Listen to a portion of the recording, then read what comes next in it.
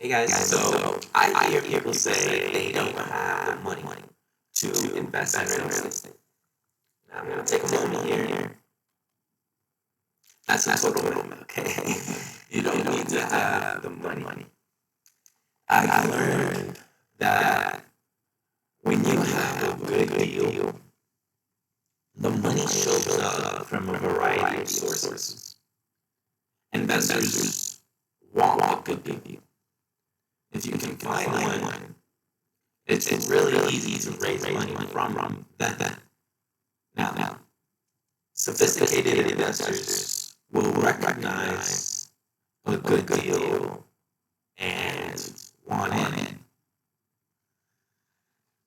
I like using banks as a source of funds for my investments, but only when they benefit me with favorable terms. When they don't, I cut them out of my deal. In some cases, where I'm buying real estate or investing in other assets, I'll use a bank. Traditionally, banks use a recourse loan. Now, you may be wondering, what's a recourse loan? So, this means if I default for any reason, they can come after my assets. With those loans, you want to be careful and know what you're signing. In many instances, the asset itself is a high value that there may not be additional recourse. If things go south, hopefully the bank will take the asset and you can move on. Legally, however, the bank has the right to come after all your assets until they get paid back in full. If you work with a bank on a real estate deal, you can typically purchase an asset with a down payment of just 25%. It's a great way to increase your net worth and have an asset. Now, you have an asset that produces income, and this is purchased predominantly with other people's money. OPM. Now, people do recommend it. People that are experienced with it, and people don't recommend it. People that are experienced as well. Other people's money. Now, in addition, you get appreciation on that asset and can improve it to make even more money on a cash flow basis by charging more. Plus, the whole time you've got tenants in your real estate who are paying you to rent your property. You can pay the mortgage down by using the renter's money. And this is just one example of how you can have an asset grow and only have to put down 20 to 25% to purchase it, or even less if you can negotiate a seller finance deal or find the right bank that will work with you.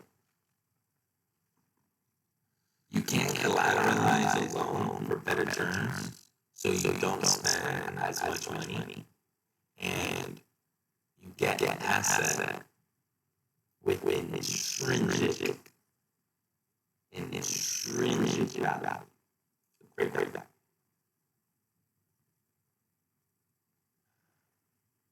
Because you can own it for so little down, your leverage is then magnified.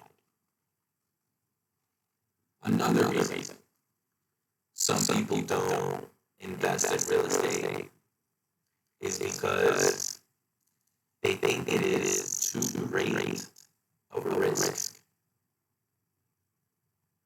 That right there is over with as well, ladies and gentlemen. Let's go into it right now. I'll be direct. The truth is, they don't invest because they don't understand it well enough and have commitments themselves to real estate. Real estate investing is hard to learn, especially with rentals. Now, most people pass on deals because they think they're too risky. But when I see those deals, I think to myself, I can get in with virtually no risk and negotiate better terms. Why? Because many buyers just accept the first offer the seller gives them without negotiating. Remember, a deal isn't a good deal until both parties win.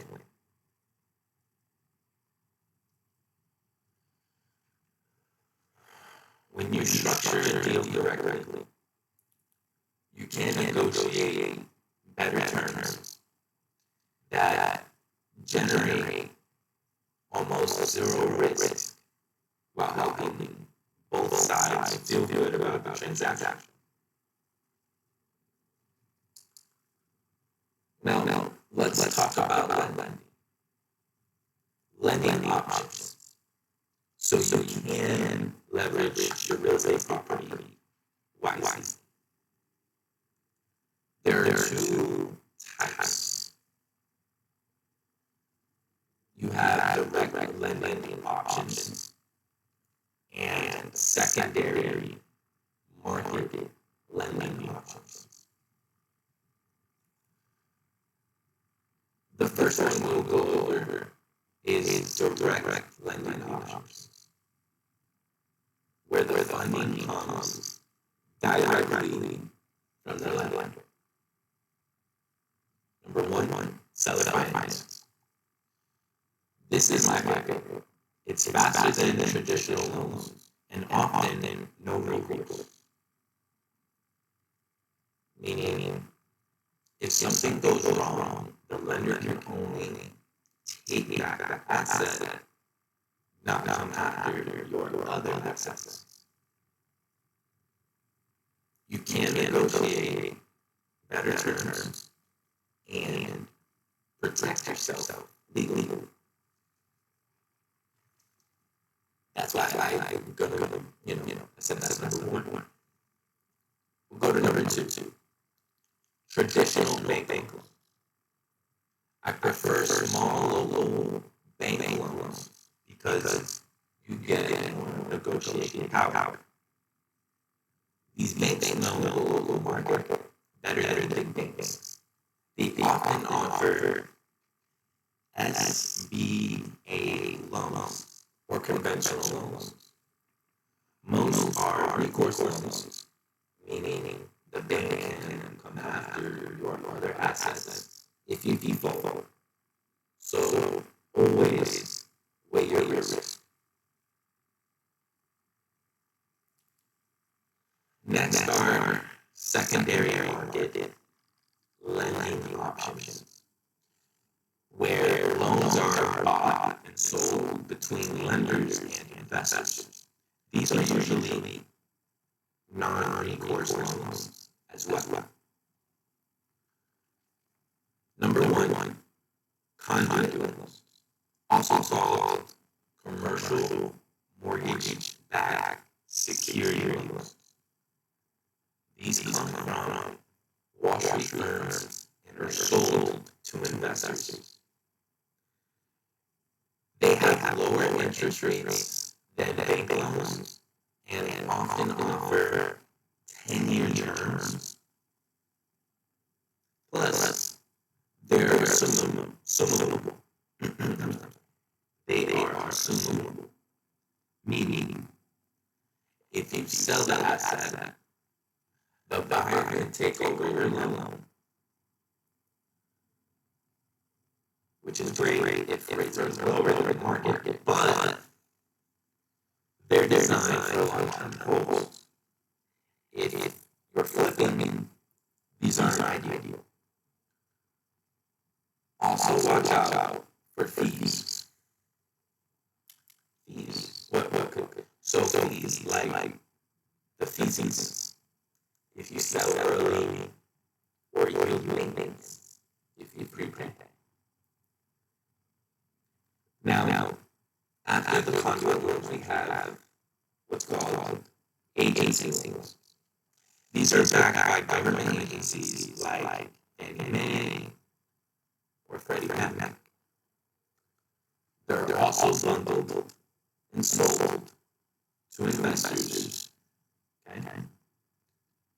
The main benefit, you can often get a 30-year fixed interest loan, perfect for buy and hold investors.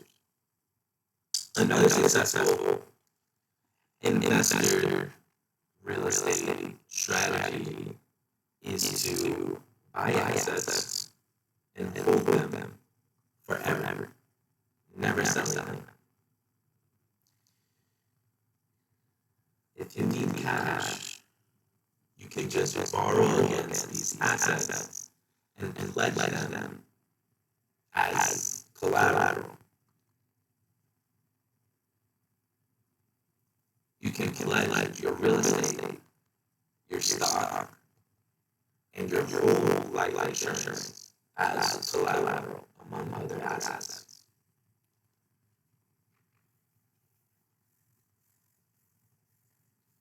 You can use this strategy to your advantage, and over the years you will reap many rewards for this.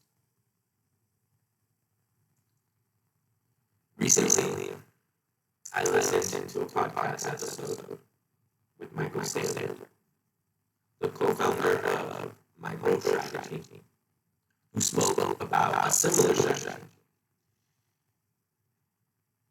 Most people don't know that their stock can be pledged as collateral. For example, let's say you own $1 million of Amazon stock. You can go to your local bank and get an $800,000 loan at LIBOR, which is LIBOR, plus 50 basis points, 0.5%, for a total of 0.65%. LIBOR, or LIBOR, LIBOR, is the benchmark interest rate that global banks use to lend to one another. And there is no tax treatment on getting one of these loans because they are not taxable. Let's take this a step further. Are you ready? I'm ready to hold your hand. If you had $1,000,000 of stock and made $100,000 to live on, you could sell $100,000 in stock and be charged anywhere from 25 to 50% in taxes, depending on your income. In this case, you would end up with as little as $50,000 left over to live on.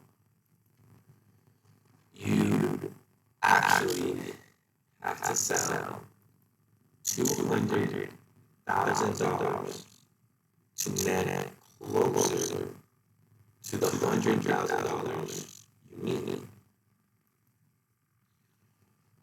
Now, you only have $800,000 in stock left. If you sell $200,000 a year for 5 years in a row, eventually you'll spend all your stock down to zero, except for whatever gains it makes in the 6th year. You're out of money and need to find another way to get that $100,000 to live on.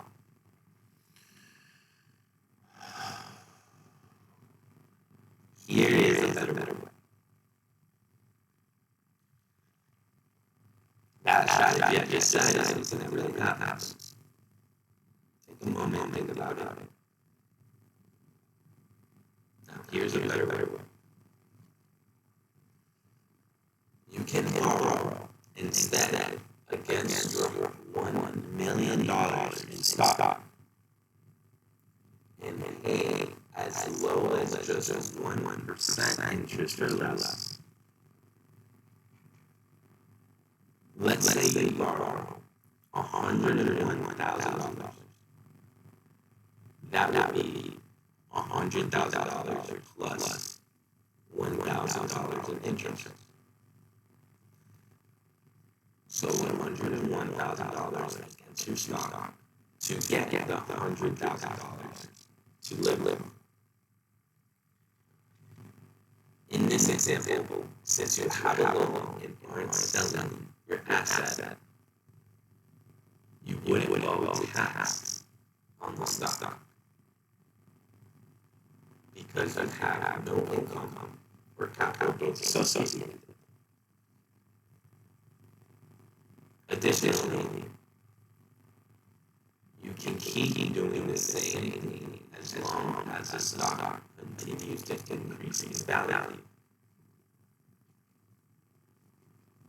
If the asset goes up 10% per year, that's $100,000 per year increases. So you can borrow against that amount each year to live on. You can do something similar with real estate as well.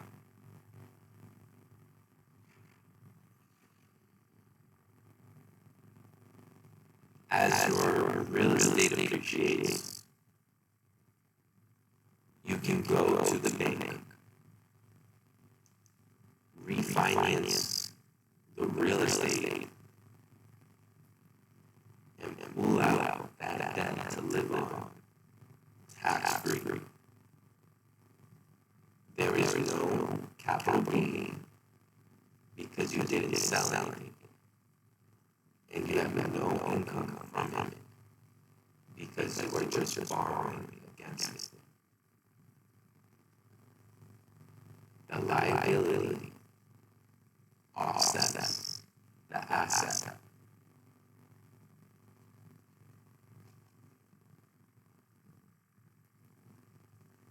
Plus,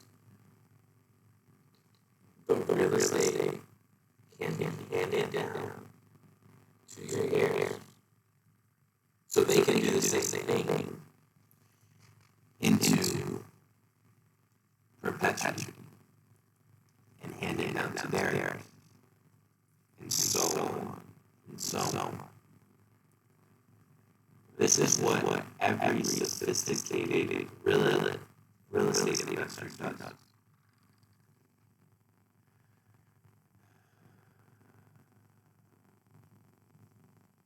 As the government continues printing more money, your real estate will continue to increase in value.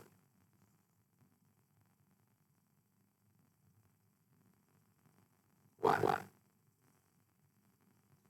Because as the supply of money expands, so will your assets.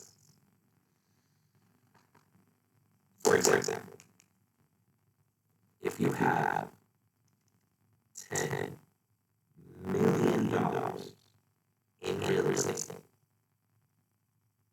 you can borrow $8 million against it.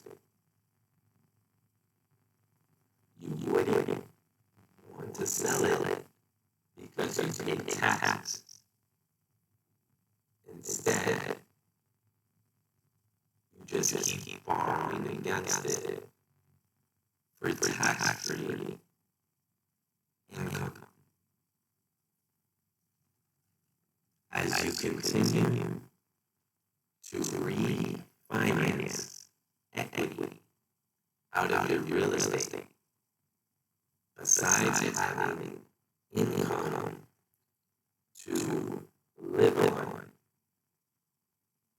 you can use that same income to buy more real estate that you can borrow against and pull more cash out to live on. You can literally never make any money your entire life if you follow this plan and live on borrowed funds backed by appreciating assets. For this strategy to work, you need a low interest loan and a strong relationship with good bankers. You also want the monetary supply to continue to expand your assets, to continue to increase in value. Then you can use leverage to acquire even more assets and borrow against those as well. Rather than generating income that you'll pay taxes on, you can own real estate that appreciates without being taxed. Ideally, holding it forever. Just like Warren Buffett says. Okay, so all of this is possible. Even if your real estate does not cash flow. Although I prefer cash flowing assets to add even more optionality to your lifestyle and finances. You can use the same strategy of borrowing against your assets, utilizing whole life insurance as well, with potentially even greater upside than these last two examples that I mentioned to you. One was with stock. This one was with real estate. And the next would be whole life insurance. My people, my audience, thank you very much for taking the time to listen and digest this information. And I really appreciate your time. If you guys have any questions, feel free to call, or you can email me. My number is 772-203-7275. My email is my first and last name at kw.com. BRADONCORTOVIS. I do many different, I do everything really under the sun for real estate, and you just let me know what you're doing, what concerns or questions you have, and I can get right into it. Other than that, more than happy to help you guys. Hope you guys have